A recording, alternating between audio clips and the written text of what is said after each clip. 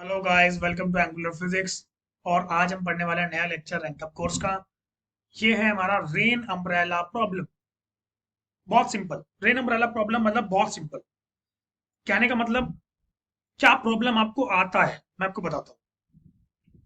कोई भी इंसान जब रेन में चलता है तो उसको एक्चुअल में कोई कभी भी उसको एक्चुअल डायरेक्शन दिखती ही नहीं है रेन की। कभी कभी ऐसा होता है कि वो तिरछी आ रही होती है लेकिन उसको लगता है सीधी आ रही है ऊपर से, है ना। कभी कभी ऐसा होता है कि सीधी आ रही होती है, आपको तिरछा लगता है। कभी कभी आपको ऐसा लगता है जब आप बाइक चलाते हो कि रेन आपके सामने से आ रही है, आपकी आंखों में लग रही है डायरेक्ट, है ना। एक्चुअल में ये सारी प्रॉब्लम्स जो होती है ना, ये सब सब प्रॉब्लम्स रिलेटिविटी की वजह से होती है। और वही रिलेटिविटी आज मैं आपको पढ़ाने वाला हूँ। ठीक है। बहुत छोटी सी वीडियो, ज्यादा लंबी वीडियो नहीं बनाऊंगा। एक क्वेश्चन करवाऊंगा और बाकी थ्योरी पढ़ाऊंगा। पहले थ्योरी को आपको बहुत अच्छे तरीके से समझना है। मैं बोल रहा हूँ अगर आपने थ्योरी पढ़ लिया तो कोई भी क्वेश्चन आ जाए, फिर जेई मेंस जेई एडवांस कोई भी क्वेश्चन आ जाए रेन अम्ब्रेला प्रॉब्लम का, तो आप अच्छे से कर पाओगे, अच्छे से समझ पाओगे। इतनी बात क्लियर है? तो फिर बने रहो लास्ट तक वीडियो के। फटाफट स्टार्ट करते हैं रेन अम्ब्रेला प्रॉब्लम। चलो फिर।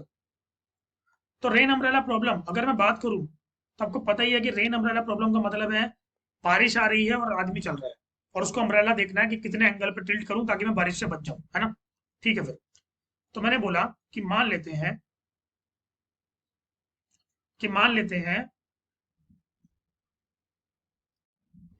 ओके। तो मैंने माना कि लेट एक कोई भी इंसान है, वो इंसान मान लो सीधा चल रहा है बिल्कुल, ठीक है ना। मैं मान लेता हूं कि कोई भी इंसान है जो कि एकदम सीधा चल रहा है। लेट डायरेक्शन मान लेते हैं कि this is the direction of, इसको मान लेता हूं मैं वेलोसिटी ऑफ मैन। मैन की वेलोसिटी है, ठीक है ना। ठीक है। ऊपर से बारिश आ रही है मान लो। वो बारिश जो आ रही है ना, वो बारिश कुछ अलग एंगल पे आ रही है, मतलब कुछ ऐसे मान लो कि बारिश कुछ इस तरीके से आपको आती हुई दिखाई दे रही है, कुछ इस तरीके से। ठीक है भाई। मतलब आपको नहीं दिखाई दे रही, एक्चुअल वेलोसिटी है ये, ठीक है ना। मैंने माना कि बारिश आ रही है एंगल थीटा पे वर्टिकल के साथ। Is it clear? बोलो ये बात समझ में आई नहीं आई? ठीक है भाई। अब बारिश ऐसे आ रही है एंगल थीटा पे, लेकिन मैन को क्या दिखेगा ये मैं गारंटी नहीं दे सकता, है ना। वो मैं देखता हूँ एक बार, वो मुझे रिलेटिविटी से पता लगेगा। तो एक बार याद करो रिलेटिविटी का formula, velocity of A B आपने पढ़ा था, तो क्या पढ़ा था? Velocity of A minus velocity of B पढ़ा था, नहीं पढ़ा था बताओ। अगर मैं रेन को मैन के नजरिए से देख रहा हूँ तो क्या मुझे बोलना चाहिए velocity of man with respect to man, velocity of rain with respect to man. And velocity of rain with respect to man can be written as velocity of rain minus velocity of man. Obvious सी बात है, लिख सकते हैं, है ना। Okay. तो V R M equal to V R minus V M, क्या मैं इसको ऐसे भी बोल सकता हूँ क्या? V R M equals to V R plus minus V M. ओहो। इसका मतलब ये है तो वेक्टर सम ही, है तो ये वेक्टर सम। लेकिन ये किस किस का वेक्टर सम है? वेलोसिटी ऑफ रेन का और वेलोसिटी ऑफ मैन को उल्टा करके जो आएगा। हाँ या ना। तो इसका मतलब मैं वेलोसिटी ऑफ मैन को उल्टा कर देता हूँ थोड़ी देर के लिए। तो भाई मैंने क्या किया, ध्यान से देखो। मैंने वेलोसिटी ऑफ मैन को उल्टा कर दिया। वेलोसिटी ऑफ मैन उल्टा करके कुछ ऐसा आएगा, बताओ आएगा नहीं आएगा? This is minus velocity of man. और मान लो मैंने रेन की जो वेलोसिटी थी उसको मैंने ऐसे ले लिया। ये रेन आ रही थी ना ऐसे, ठीक है। एंगल कितना था वर्टिकल के साथ? एंगल था थीटा। आया ना। ये है वेलोसिटी ऑफ रेन। तो क्या मुझे पता लग रहा है कि वी आर एम जो है, V R M is the resultant of this velocity of rain and minus velocity of V M. Yes और नो? इसको जरा थोड़ा ऊपर ले लेते हैं भाई साहब।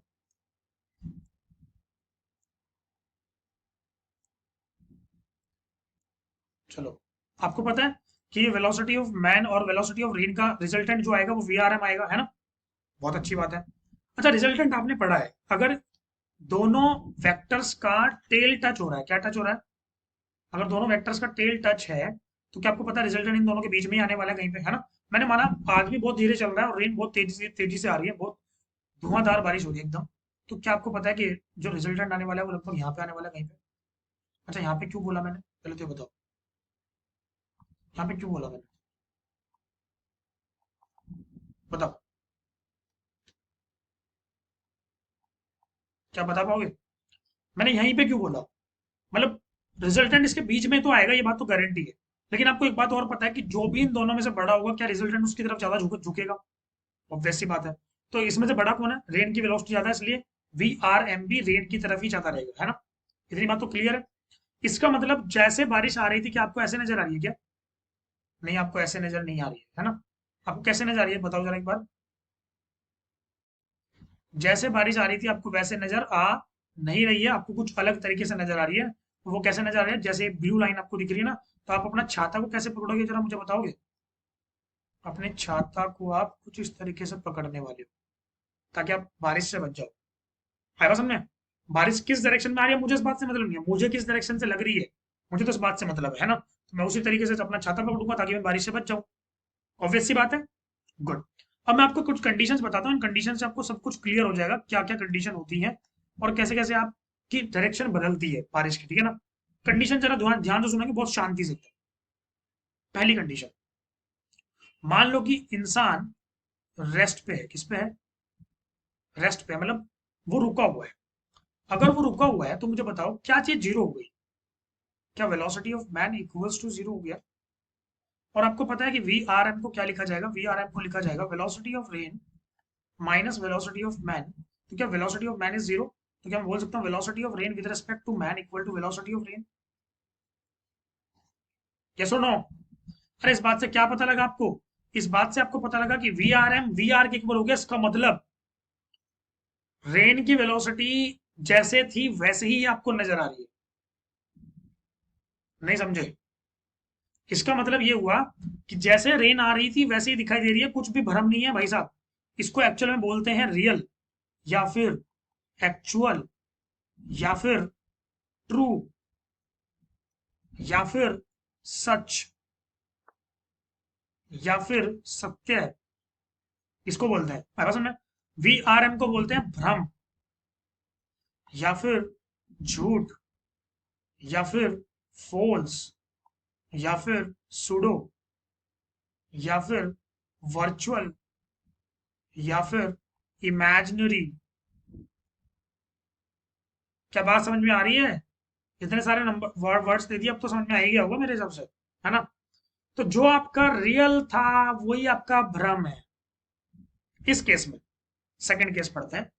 अब मान लो कि इस इंसान को थोड़ा सा यार थोड़ा इंसान मोटा हो गया, उसने थोड़ा वॉक करना स्टार्ट कर दिया। मान लो ये वॉक कर रहा है, वॉक का मतलब क्या, इसकी वेलोसिटी बहुत कम है। ऑब्वियस सी बात है कम है। अगर इसकी वेलोसिटी कम है तो आप मुझे बताओ कि रिजल्टेंट कैसे निकालते थे आप। क्या पहले वेलोसिटी ऑफ मैन को उल्टा करते थे फिर वेलोसिटी ऑफ रेन लगाते थे ऐसे करके, मतलब ये हो गया माइनस का वी एम और ये हो गया वेलोसिटी ऑफ रेन, और आपने बोला था इन दोनों के बीच में ही कहीं पे रिजल्टेंट आएगा।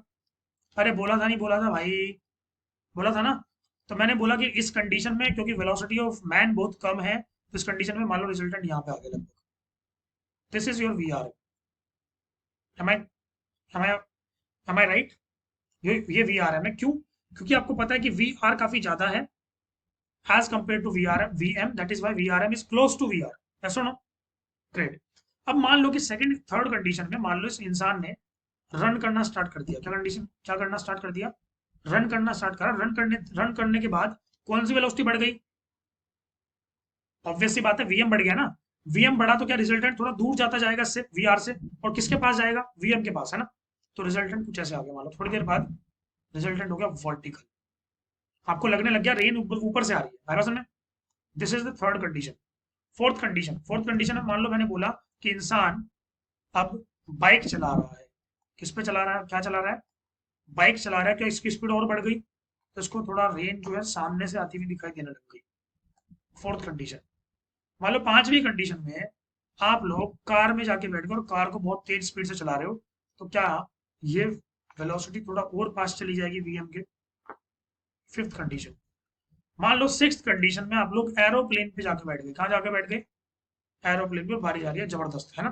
तो क्या आपकी स्पीड बहुत ज्यादा है तो आपको ऐसा लगेगा कि रेन एकदम सामने से आ रही है, क्योंकि VM is very very greater than V R for the last case. क्या मेरी बात समझ में आई, पक्का। इसमें किसी को कोई दुविधा, कोई भी डर, कोई भय नहीं ना।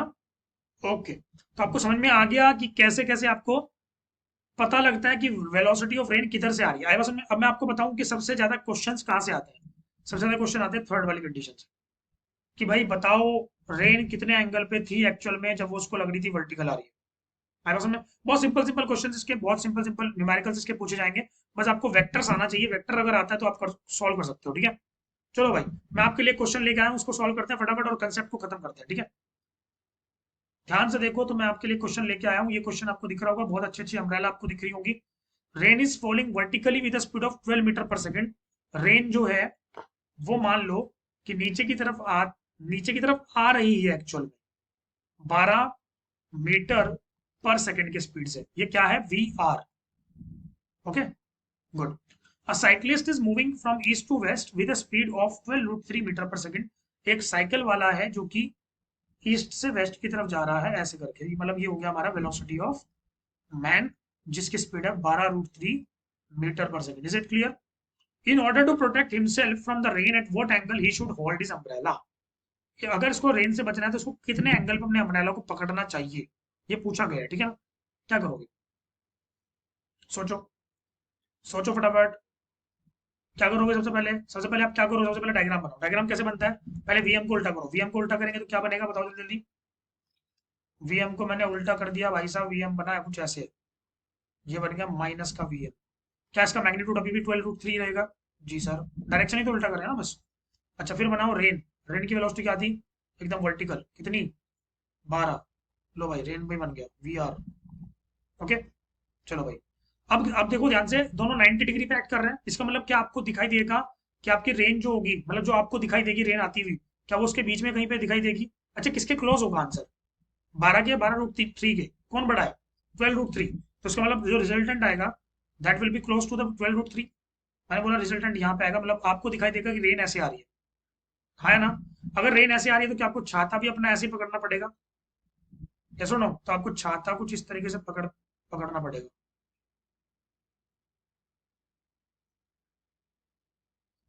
कुछ ऐसे, बचने के लिए रेन से। आया समझ में? तो वो बंदा ऐसे चल रहा होगा साइकिल पे और फिर वैसे अपने छाता को पकड़ेगा। ठीक है? अच्छा भाई, अब हम ज्यादातर एंगल जो बताते हैं वो बताते हैं हमेशा वर्टिकल से। तो इस एंगल को मान लेते हैं फाई एंगल। क्या आपको मतलब अगर मैं इस 12√3 को यहाँ से डिस्प्लेस करके यहाँ लगा दूँ थोड़ी देर के लिए, तो क्या आपको राइट एंगल ट्रायंगल बनता हुआ दिखाई दे रहा है? तो क्या tan फाई की वैल्यू अगर मैं कैलकुलेट करूँ तो परपेंडिकुलर बाई बेस, परपेंडिकुलर है 12√3 और बेस कितना है 12, 12 से 12 खत्म, tan फाई की वैल्यू √3। tan थीटा में √3 कब आता है? 60 डिग्री पे। तो आंसर है 60 डिग्री, मतलब पाई/3 रेडियंस। इतने एंगल पे आपको छाता को पकड़ना पड़ेगा। अगर कोई पूछ ले कि बताओ रेन कितनी स्पीड से आती हुई नजर आ रही है, तो क्या करोगे? रिजल्टेंट निकाल दो। अरे रिजल्टेंट निकालना तो बहुत आसान है ना भाई। वी आर एम अगर मुझे निकालना हो, इसका मैग्नीट्यूड अगर मुझे निकालना हो, तो क्या फॉर्मूला होता है? रिजल्टेंट का फॉर्मूला याद करो। √a² + b² + 2ab cos theta. क्या इन दोनों के बीच में एंगल 90 डिग्री है? 90 डिग्री है तो cos 90 की वैल्यू 0, तो लिखा जाएगा वी एम का स्क्वायर प्लस वी आर का स्क्वायर।